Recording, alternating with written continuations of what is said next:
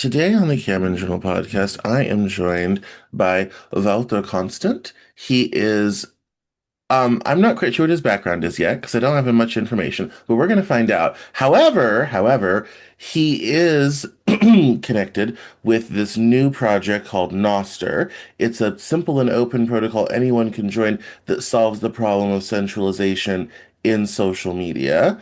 I do know that he is from the Netherlands, which should be quite exciting. And I always am interested in what's happening in Europe. Friends of the show will know that Stefan Fair, who's one of the leading voices in AI, is a German who lives in Switzerland, but who also hangs out in the Netherlands because his girlfriend's parents live there. I have beautiful pictures of lovely blue tractors in fields, very what you would think of in the Netherlands. And so we're going to find out about decentralized social media protocol. I'm not surprised this is coming out of Europe. These are the people that came up with GPDR. So, for which weirdly I'm compliant because I take the time to open myself to Europe, which is why I get a lot of traffic from Europe. But we're going to find out more about this and a little bit more about his background and all this sort of thing. So, welcome, Walter, to the Cameron Journal podcast. Thank you, Cameron. My Yeah, pleasure. thank you. So, why don't we start from the beginning? Tell us a little bit about yourself and how you got involved with a project like this. From a formal perspective, I studied history, economic history, and my first and only proper job was in IoT at a large tech company, building sensor networks and radio type of stuff. Um, but what I've mostly been doing my entire life, my primary interest was in the field of what's called distributed computing. And these are decentralized computer networks. So you think of torrents, which might be known to your audience, or RSS, which is the basis for podcasting. But for Um, the most part, it has been Bitcoin, which is the largest decentralized computing network out there. mm, And more recently, it's been Nostr, which is as you already mentioned, an open protocol for publication and social networking. And I got involved in this basically due to my involvement in the Bitcoin sphere, because the Nostr protocol was initially written up by a Bitcoiner at the end of 2019. mm. And subsequently, it got picked up by his Bitcoiner developer friends who started tinkering with it. And that's slowly how I got involved with it as well. That so were you involved in crypto before that? Did you care about crypto at all, or did it suck you in completely? So yes, it's I guess it's a bit of a terminology thing. So it has been Bitcoin pretty early on and ever Mm. since, um, and mostly from the technical side and a lot of the social impact side that I've been involved. So I've Ah, and mostly for the in within the Dutch communities. yeah, that's so I've always felt, and I said this for a long time, I've always felt like crypto will make a terrible currency, but the technology behind it will change the world. We just don't know how yet. But once it finds its stride, it will touch everything. Well, I think uh, the similarities between Nostr and Bitcoin, as far as they are, is indeed, well, at least the cryptography side. So what they both do is they put cryptography at the center, which in this case is asymmetric cryptography. So these are the key pairs that people Mm, might be familiar with. So these are your public and private keys that you can just generate on the fly. mhm. And in Bitcoin, that means that you can just generate a Bitcoin address out of nothing. And within the Nostr context, is that you are able to generate a profile or an identity on the fly by just generating a key pair. So in that sense, they're similar, and that's basically where the similarity ends between the two. Mm. Because Bitcoin is very much geared towards being money, and Nostr is just an open system, so there's nothing like a token or a blockchain or anything that has to do with it. The other Yeah. similarity would be that there is no group or organization behind it, so it's just an idea. Yeah, no, when it comes to so let's get into Noster then in terms of you kind of given it a little bit kind of what it is. Um, but let's talk about kind of more carefully what is it, what it does, why would we use this? Take us through a day in the life of if this we rolled this out tomorrow, sort of Right. thing. I think it's a good start to look at where we are right now in terms of the centralized nature of the web and social media as we use it right now. So, what what the crux is as to what Nostr tries to solve is two things. On the one hand, it is a thing we call censorship resistance, or in a positive phrasing, that would be freedom of association. So on Mm, these larger platforms, you are at the behest of the policies of these platforms, which, especially in the later years, means that the margins of what is allowed on these platforms start to become smaller. So more people get censored for a variety of reasons. mm, And so what Gnosis tries to solve is exactly this problem: is your ability to not be censored. But the other part of this equation is what's known as the network effect.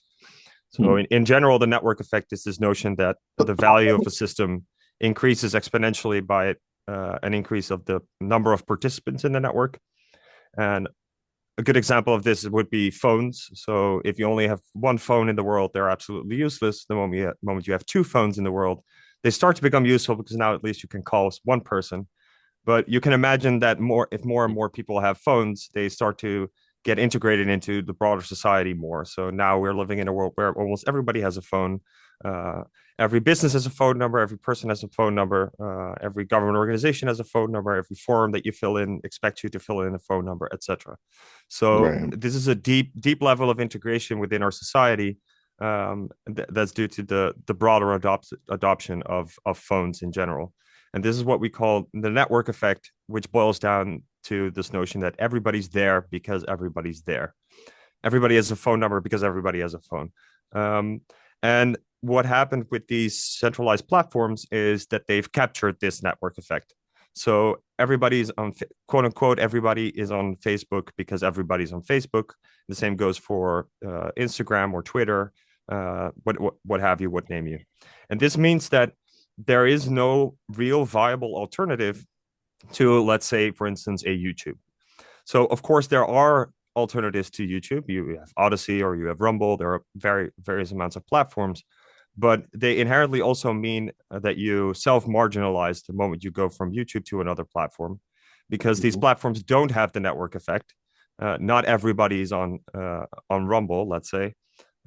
So we what NASA tries to solve is these two things. So on the one hand, your ability to not get censored, which is already the case on the internet itself. You can go to Rumble if you don't want to get censored, or you can start your own platform or whatever. But you self marginalize, you lose the network effect. So what NASA tries to do is your ability not to get censored, but retain your network effect. So in a world where that is fully nostralized, let's say, you um, we're retaining a web where we have freedom of association. So you can interact with the people you want to follow, the people that follow you, in a manner that no third party can effectively get in between that. Mm, Um, and to the extent that you do get censored somewhere, you're able to move in a manner that all your followers just move with you, and nobody loses sight of each other. So that's the basic premise behind Nostr, and this applies to um, stuff like tweets initially, but basically the broader web as a whole. So it's videos, it's articles, but also stuff like software development. So there's this thing called GitHub, or well, at least Git is a versioning system that software developers use a lot. The main platform where people share software is GitHub, which is mhm. now acquired by Microsoft for a while. And there are Nostr alternatives in order to use Git in a way where you're not able to be censored. Like, you are technically running that risk on GitHub. So it's not Um, just tweets, it's not just videos, it's not just articles. It's basically every application that we run on the web today. hmm. And this So, this boils down yeah, to the name. I'll finish there. So yeah, Nostr stands for notes and other stuff transmitted by relays. So notes are your tweets, and the other stuff would be something like Git or articles, and the transmitted by relays would be the varied servers that you're able to leverage. right. Yeah, I definitely understand why and how that that would all make sense. I think the big, I think one of the concerns with these projects always is, and I think Bitcoin suffered from this early on. I was an early Bitcoiner. I got in at $60. Don't worry, I didn't become wealthy. I sold a long time ago because of reasons, all this sort of thing. So I'm not bragging. Uh, I was shocked when it went over $1,000. I never thought it would be worth $50. Um, and so one of the early problems was the network stability was so difficult. It was very, and indeed Bitcoin never has become a great currency because the transactions take too long. On other platforms, there's too much gas required to do anything. Sometimes the fees to do anything are all this type of thing. And so without that kind of infrastructure that a corporation usually provides to make things easy, these things have a hard time getting off the ground. Does does that affect Nostr in any way at all? Is that a problem for a more decentralized social network where you take your people with you? How does that work? What's the infrastructure like? So it's yes and no in terms of like are there issues early on. So one of the nice things that happened with Nostr is that somebody created a database implementation for Nostr pretty early on, which Mm, allowed the web server infrastructure that it relies on to scale pretty quickly. mm, um, so that's on a technical side, and there's still a lot of potential development that can happen there. yeah, So this is always something that you have to keep in mind where we're head-on competing, let's say, to an industry that is dominated by some of the largest corporations on the planet that have been right. working on this for about 20 years with armies and armies of very competent and of thousands of engineers, right? Um, but on the other hand, I'd say that the nice thing about Nostr is that it doesn't really do a lot of novel things in that regard. So what we're just using web servers. Web servers have been a thing for a Mm, while now, right. and um, in terms of scaling, it's there are some of the larger servers that might have a bit of a harder time. The nice thing about how the network is constructed is that it doesn't necessarily rely on everybody using the same server. So there already are a lot of people running their own servers. There are already thousands of these relays, as we call them, Mm, out there, and some are larger, some are smaller, but they all can scale to the extent of that they're used, right? So right. I am actually able to. It is fairly. You have to, of course, you have to do a little bit of technical, but for me personally, it is fairly simple to run my own server, and I'm not all too popular on the network, so it should be able to handle the stuff that's relevant for me and the amount of followers and the amount of interactions that I generate. On the other hand, I'm also able to pay for a server pretty easily with Bitcoin, by the way. So, but let's not discuss Bitcoin, but I can send $5 and cover the cost for a couple months for a server to run there. So these options already exist. As to if, let's say, 10 million people start to come tomorrow, yeah, then obviously things will collapse. But hopefully, growth Yeah. will be a little bit smoother. But in general, it's not as much of a uh, it's not as different as the web it is itself currently. Yeah. So we were able to scale the web, so we should be able to scale Nostr in that sense. Yeah, what about a company that or a service that wanted to build a social app that is completely non-technical, easy for people to use, all this type of thing, using this as an infrastructure database. Is that possible? Yes, so it's actually a lot simpler for these app developers because one element here of how Nostr works is that so how it works is I already discussed that you have these cryptographic key pairs, and what you essentially just do is a publication is something that you've written or video or a tweet or whatever it is, and you just provide it with a digital signature in order that people locally can verify that it actually came from you. And this means that you're not actually reliant on a particular server. You can run any server. And Mhm. this also means that you don't rely on a specific app. So everybody can use their own app, uh, which is not the case right now, right? If you want to use Twitter, you have the Twitter app, and there's no other Twitter app. There's only one X app. Um, and Right. with Nostr, you are able to use whatever app. I've like 7 different applications on my phone. There are a whole variety of web apps, desktop apps, whether it's for iOS or Android, etc. So the nice thing for on the app developer side is that you're just able to create the app that you want to create, and you immediately have access to the same network out there that already existed. So from a content creator, you maintain network effect, but also from an app development perspective, you also immediately tap into that same existing network. Hmm. What about what about discovery? Social media has made stars out of people. How does discovering new people in these new networks and protocols that y'all have created, how does that work? What does that look like? So this is probably the most difficult terrain because fundamentally, search and discovery is a deep um, uh, uh, computer science problem, actually. So, well, at least within decentralized computing systems. So, Right.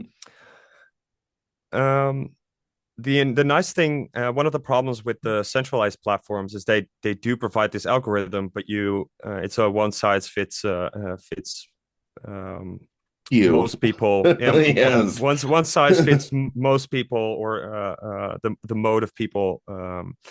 Uh, the nice thing about Nostr is that you're able to choose essentially what type of algorithm that you want to run, whether that is an algorithm that's provided by a service provider or an algorithm that you run locally. Mhm. It's essentially open to the market um, as to what type of search or um, suggestion algorithms that you want to run. And these type of providers already exist. It's gonna Right. be it's in its nascent stage. It's like it's in its early stages, right? So and the effect is going to be a little bit different as it is, let's say, for instance, with a TikTok. Um, but there are fundamental problems that these large platforms are running into that Nostr also tries to tackle. And one of these is bot spam, AI spam, all these types of things.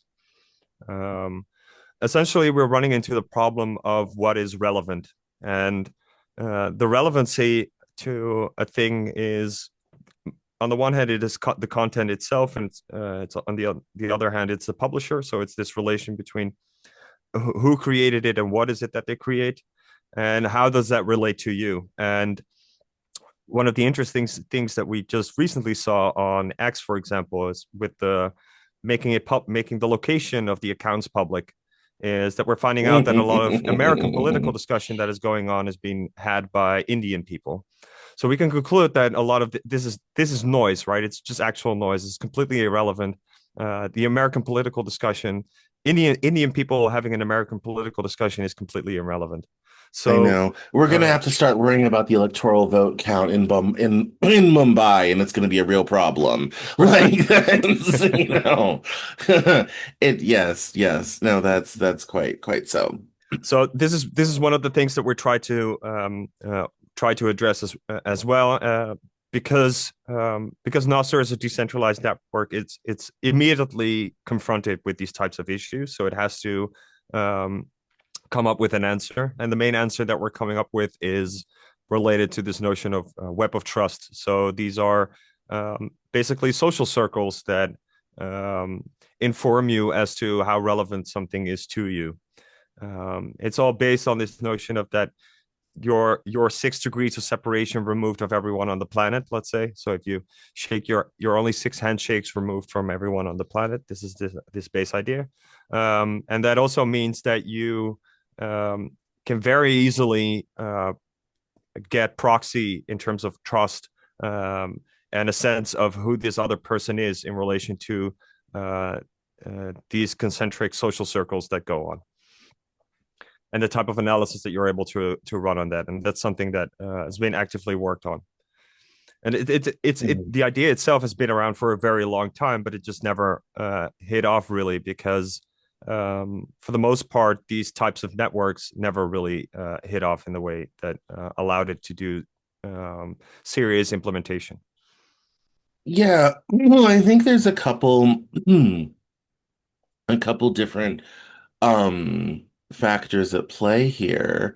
One is, well, no, I'm going to save that for the end because that's a question, so we'll finish on that. Let me start from the beginning.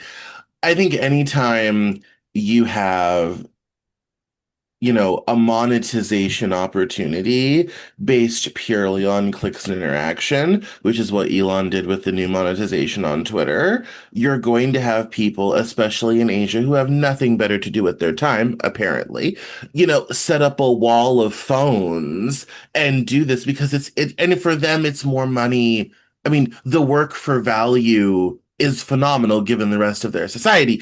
It doesn't make a lot of sense to do here. Electricity's too expensive. Who has the time? We're busy. Over there, no. Different story. I think anytime you set up something like that, you're going to end up with a lot of bot and spam accounts because there's money to be made. And for them, $10 is rent, sort of, I mean, all this sort of thing. I also think the other difficulty is it also makes it a lot harder to track down crime. That's one of the nice things about institutions, is you have somewhere to go to find out who the criminal miscreants are, especially when you get into state sponsors of terrorism, transnational terrorism, all this type of thing. So then this leads to my question. So I had to go back to the beginning to get to where I was going to go. The question is, I know there's a lot of problems with the big tech giants. I've been complaining about them on this show for a decade. How do you deal with spam for monetization, we'll call it, crime, human trafficking in a decentralized network where anything can sort of happen, kind of like our friends over on the dark web, or why Pirate Bay was taken down, or Silk Road, or whatever have you. When there's no institution kind of in control of it to kind of keep the worst actors out, or not in the case of Twitter, what do we do with that? Because there's a huge kind of area for exploitation, and we saw it in early social media as well. And at least in this country, the FBI has spent a lot of time beating down the door of tech companies to be like, hey, you must pay attention to us. You have to deal with this, all this sort of thing. What do we do in a world ran by Noster? So I think it's important to understand that one of the things that Nostr doesn't do is it doesn't create this uh, uh, abstract abstract common space for where everybody functions in a decentralized way, which is something that other people or other protocols have tried to do, Hmm. or something like Bitcoin, for example, does. Right, there is one blockchain and everybody functions on this single blockchain. Right. So this is not how Nostr works. Uh, Nostr is just a large collection of private servers. So you can it's essentially like an archipelago of servers, and your the freedom that you have is the freedom of running your own boat, right? You can choose your own boat. The same, you can use your own client or your own app that you use. This is your boat, and you're free to move to whatever port of whatever island it is, and these islands are servers. But Hmm. down the line, these servers are still just owned by people and controlled by people. Right. Um, and this is one thing. So Nostr is built for censorship resistance, but one cheeky narrative that I have is saying that Nostr is pro censorship. And what I mean by this is that these relays are completely free to censor and enact whatever policy that they want. And the reason that they're able to do such a thing is because the users are actually flexible in switching servers. So because they with Twitter, you're behest to this single Twitter server, let's say, and you cannot move somewhere else without marginalizing yourself. This is not the case with Nostr, but it also means that these servers, these relays, as we call them in Nostr, um, they are in full control, and they're also therefore responsible what happens on their little archipelago island, let's say.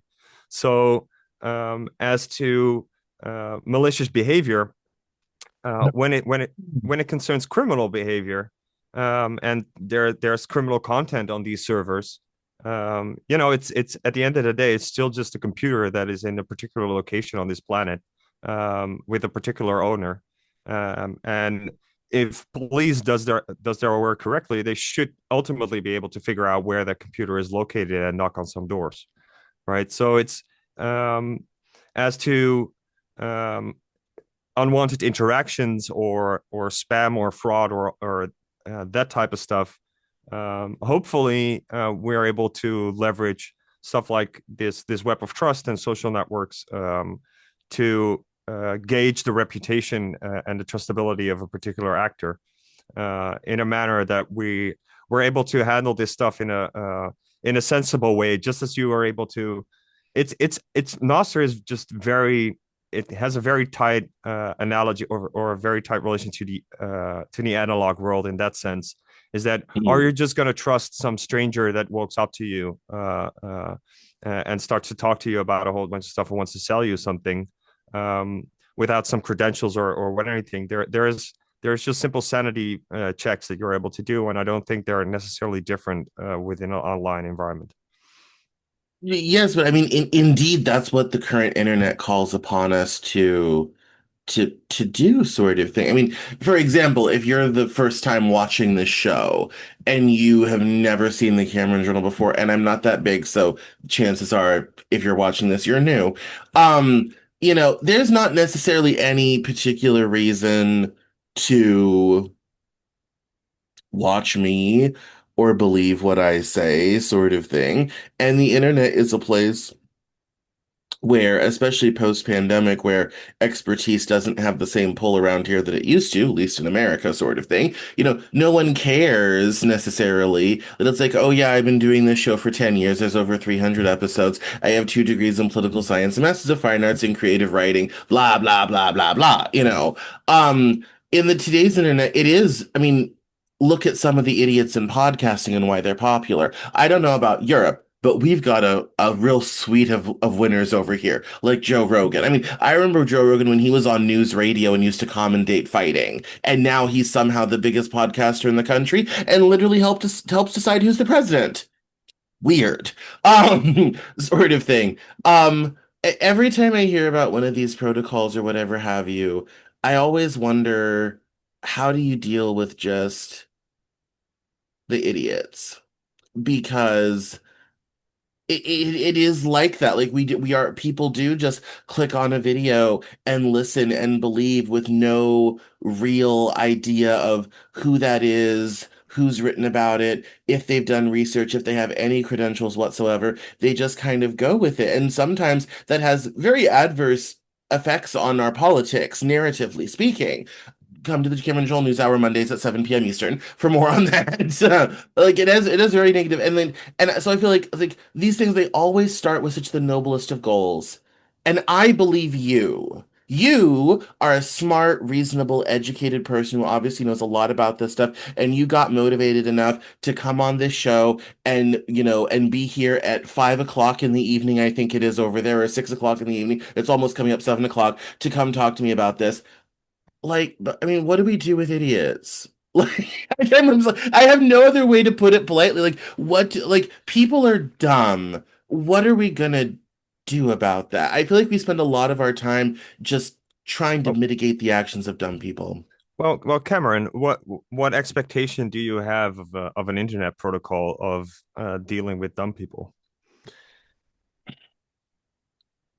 I mean, fair question. You're not, I mean, I see where you're going with it. You're not like when it comes to when it comes to bots and spam, when it comes to crime, when it comes to people falling for AI video, when it comes to people believing, like when the Manosphere, Andrew Tate shouldn't be famous.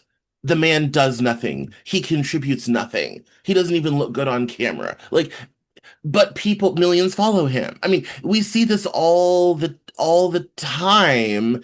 It's like I don't know. I feel like a lot of I feel like it's very easy in these some of these new online ideas for stuff to kind of get out of control or for it to be used for nefarious purpose we haven't thought of yet. I don't know. Am I Well, making any it's sense at all? yes, but Or are my the expectations too high for this? Maybe that's the question. well, so we can go into this notion of the medium is the message, but the thing here is that there is essentially no difference with the internet itself. So the Right. internet itself already was censorship resistant. The only thing that Nostr adds on top of that is the ability to retain network effect. The result is freedom of association, and uh, that also means that yes, there are, people are dumb people are free to associate with other dumb people for dumb reasons. Cameron, I like Mhm. this is not a Fair problem enough. that I can address from a technical perspective. I rather think that these are issues that you address from a cultural perspective or in a larger societal perspective in institutions that you've made. Well, if you Yeah. these things used to be covered by societal structures of education or church or journalism or whatever societal structure or academia, for instance.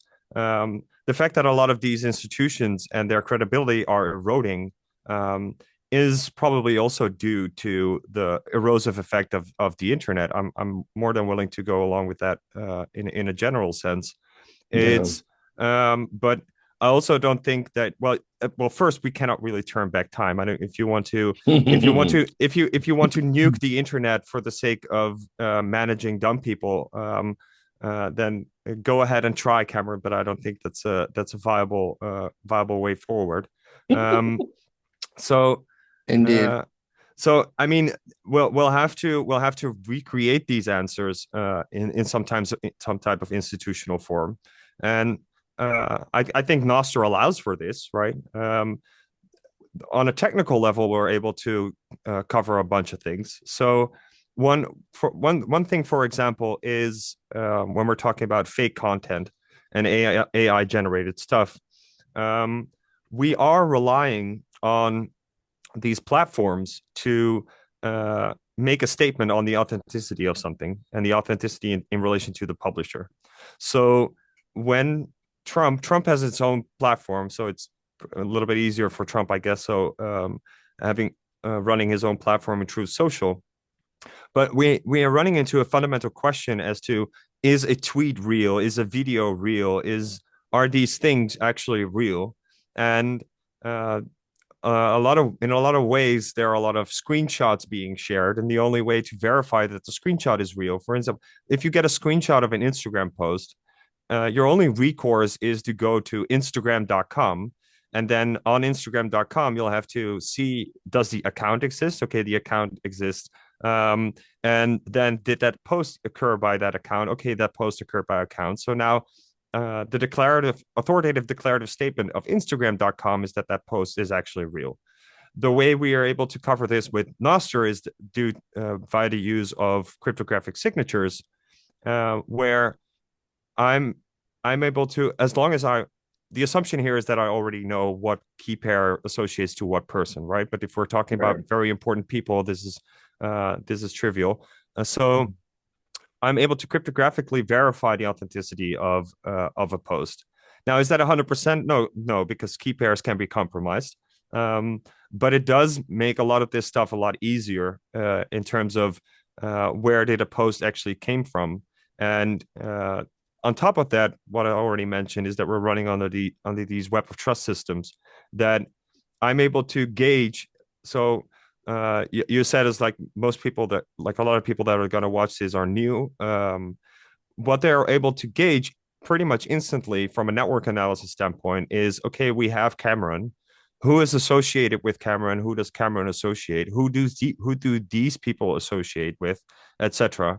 And it should be fairly easy to then get a quick sense of how socially embedded you are in the world of other real humans, right? So I'm embedded in a world of other real humans. I have my own social network of people that I meet in meet space, right? In away from keyboard and physical reality, but I also have these analog relationships with them on Nostr and their cryptographic key pairs. And due to this 6 degrees of separation phenomena, I should be able to get a quick sense that you are actually a real human being in this digital realm, due to overlapping social networks, and get a sense that okay, you're probably not a bot, you're probably actually a real person. We can start the assessment from there. Now, to the extent that it's going to be, we have a technical element in this that we can cover, and then there is also this human judgment side of things. And if your argument is, well, there are going to be a lot of dumb people who are incapable of performing that type of judgment, they will have to defer that judgment to someone else. That's ultimately what you're going to have to argue for. And sure, fine. I mean, whatever institution can step up and say, Cameron is really legit, and dumb people, please listen to me in my assessment that Cameron is indeed very a legitimate person. Yeah. Then those things will have to be set up, and whether that's on the journalist side or academia or however you want to shape this institutional field, that's ultimately a question that rests outside of computer science, I'd say. No, no, I suppose you're I suppose you're right. It's just it's very I'm old enough now to have watched a lot of projects and ideas and things come and go. Oh, And certainly, yes.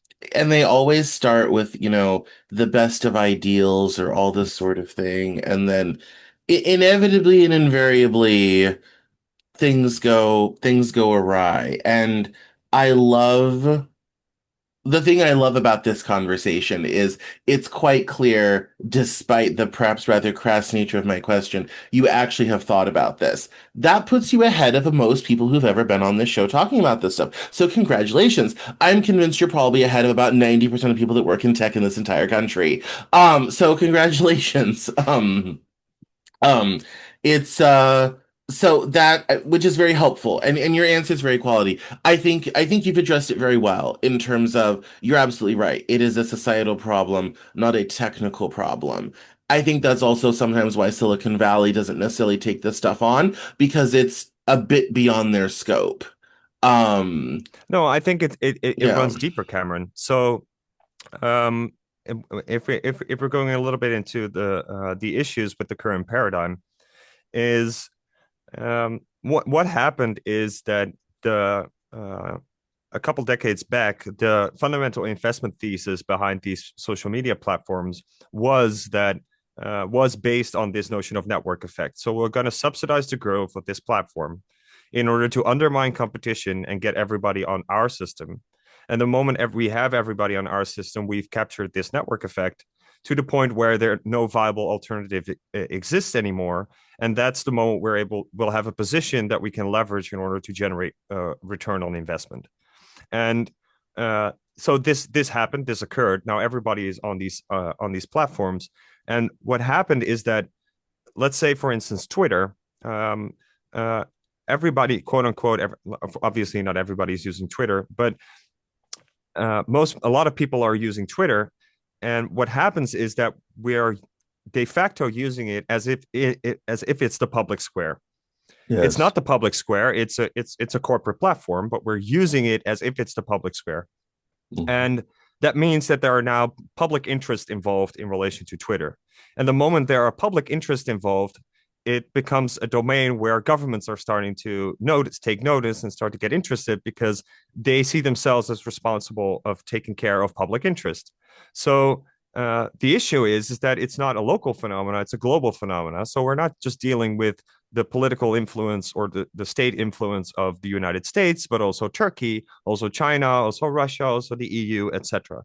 So what we ended up is that we have one single platform and a tug of war in relation to what the policy of that platform, the quote unquote public space, ought to be, where we have the wide variety, the interest of the wide variety of users, which covers basically the entire spectrum.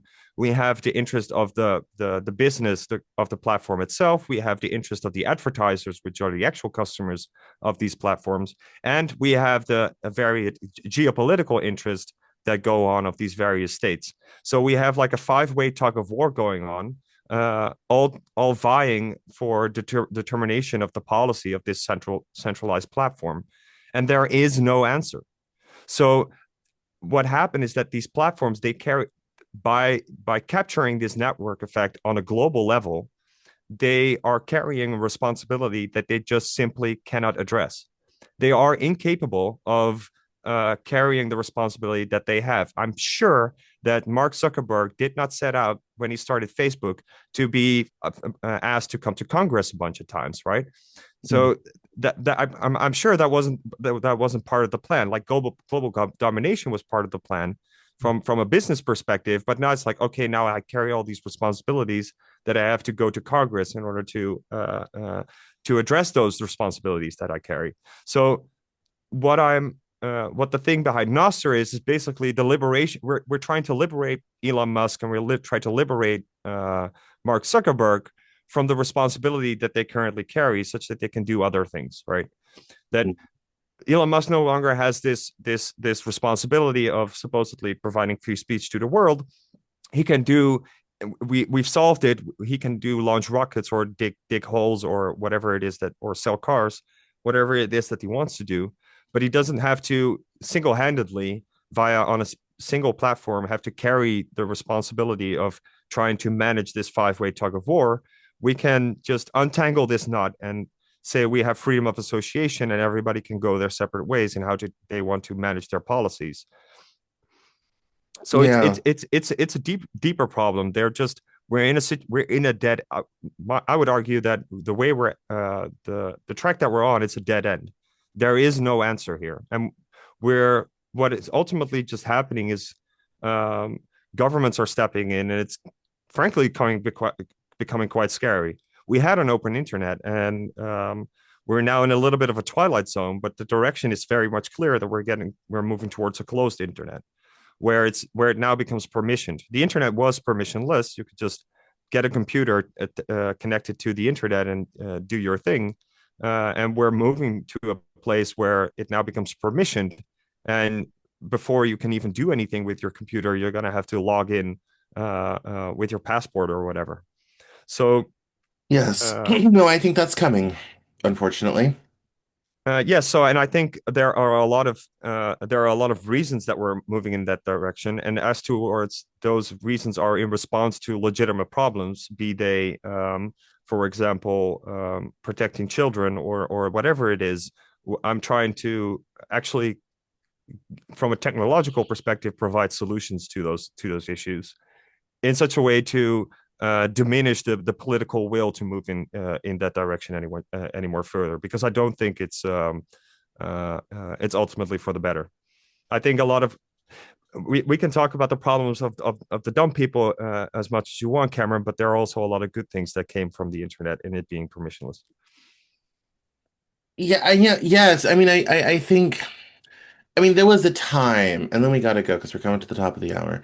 There was a time when I thought the internet was a really good thing. So I'm 37 years old, so I really had and my parents were techie nerds. I actually met on the internet in the early 90s because my dad ran a BBS board called Barkeep's Place. So I grew up with the internet being part of my life from a very young age, and I was on MySpace when it came out. I missed Friendster, but got MySpace.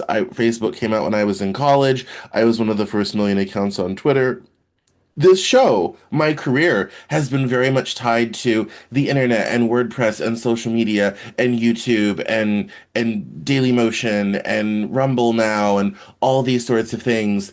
Um, and um, and I at one time I was so optimistic about it. And I thought, yeah, yeah, yeah, this is the future. A lot of us who, would never get on TV because we're not good looking enough or thin enough. A lot of us who, especially in this country, in media, they tend to hire from very top schools. They don't even hire from good state schools. Like, if you didn't go to a handful of institutions, it's very hard to get a job in mainstream journalism in this country. And there's a lot of us working today doing great work that would have never had careers in the old paradigm. However, and this is where I'm internally conflicted. However, I've also started to really see the downsides, especially coming out of the pandemic. Especially so, I mean, we have, it's like the anti-vax movement in this country. Children will die because Jenny McCarthy made a Facebook post in 2012. I mean, that's how absurd it gets. And so a lot of my optimism for this has just been sucked out by watching the long-term consequences of these things happen.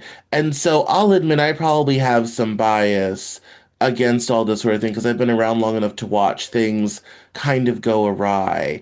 And I hope it doesn't. And I hope we can get back to the internet the way it was. And I think that your protocol might allow us to get back to like 2004, where, we had forums and you could verify how decent someone was by their post history and who was, commenting on them and all this type of thing. I mean, yes, bring back 2004 internet, I suppose. Um, that would be lovely. But I also just, have my standard worries and concerns that somehow somehow it'll kind of end up worse than before. But I will give you credit. I will give you huge credit. And I'll be very honest with you. When tech guys come on this show and like to sell utopian schemes and pie in the sky, I kind of love to screw with them a little bit because they usually haven't thought this stuff through. And you actually have taken the time to think it through and explain it, and that's to your credit. You would be Well, thank you. surprised how many people come on this show and don't know how to have this conversation. And you're here, you're doing it, you're listening to me complain about stuff, and you're being honest. Like, I can do that, I can't do that, sort of thing. I mean, that's a huge credit. I call that progress because usually a lot of tech guys, it gets even worse when the AI people come on. Like, sort of thing. Just people just don't think and talk about this stuff. And I think you've actually thought it through, which means this might actually work. And Well, yes. Well, that's quite impressive. it's important to note that as you already mentioned, there's a long history of protocol attempts in this sphere, and I guess Nostr um, is like a culmination of a lot of these lessons that are learned, that are sometimes very very much nuanced. So what Nostr did is it took two bold steps and one very boring one, um, from a technical perspective. And the first bold step would be to put cryptographic key pairs at the center of the thing. This is a risky move, right? Because it demands of the user to take a lot of responsibility. Um, the second thing it did was that it doesn't give any guarantees. So a lot of systems try to give guarantees in terms of data availability or coherence, these types of things. Just Nostr just doesn't do that. It doesn't give you any guarantees at all. Um, and the boring decision that it made to say, okay, we'll just use a scheme that has been used by a lot of people. In this case, it's JSON, and Mm, all it does, it says, okay, we have a standard for cryptography, we have a standard for a data format, and we have a standard for how to communicate with the server, and these are just the three things, and these are the core three components that are minimally viable in order to move towards a new paradigm. And mm, all the other things in relation that are required within this paradigm are subsequently there to be built, but they're not inherent to the base protocol. So nobody is in each other's way, and this is something that this is very important because the web standards are open. Chrome is open source, right? But it's owned by Google, and it's the dominant web engine. The only alternative that we have basically is Firefox, and it's completely subsidized by Google. So Right. it's just due to, so it's a very complex standard. Even though the standard is open, it's so complex. You need a large need a large corporation in order to even write an implementation. And I guess that's one of the key insights in Nostr is just keep the base protocol simple enough such that anyone can write an implementation. And to the extent that they need complexity for their particular use case, they are free to start to develop that complexity on top of that. Because every use case needs some sort of complexity in order to address the complex and thorny issues. But we're free to do that, and we don't. So I guess the attitude and the fact that I'm able to formulate these answers to these questions that we have is because we're starting out bare naked, and we're directly exposed to a lot of the problems that we have directly, and we don't have any illusions as to that we've already covered in the base protocol. So we're forced to come up with these answers. No, I mean, I think that's impressive. And I was kind of funny because I was looking at the website for a second, and I love that the top headline is a protocol with that it has a chance of working. I'm kind of like, okay, I think these people get it. Like, that this is, a difficult thing, with that has a real problem, to solve, and it's going to be a difficult thing, and there's been a lot of kind of failure before it, but yeah, it's exciting. So anyway, I've kept you long enough, and you were so patient while I was pulling it together because I did not have any face on. And so thank you so much for coming My by the pleasure, Cameron. show. Why don't you let us know where we can keep up with you online and learn more about Noster and everything?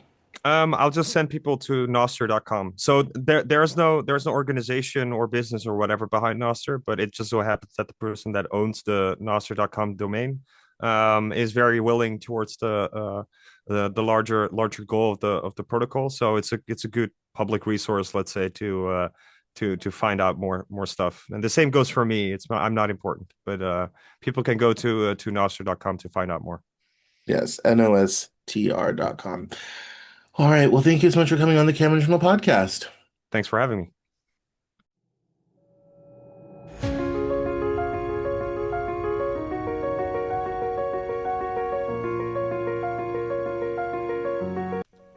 That's all for this episode of the Cameron Journal podcast. Thank you so much for listening. Visit us online at CameronJournal.com. We're on Facebook, Twitter, and Instagram, and I love to talk to my followers and listeners, so please feel free to get us on social media at Cameron Cowan on Twitter, and we'll see you next time on the Cameron Journal podcast.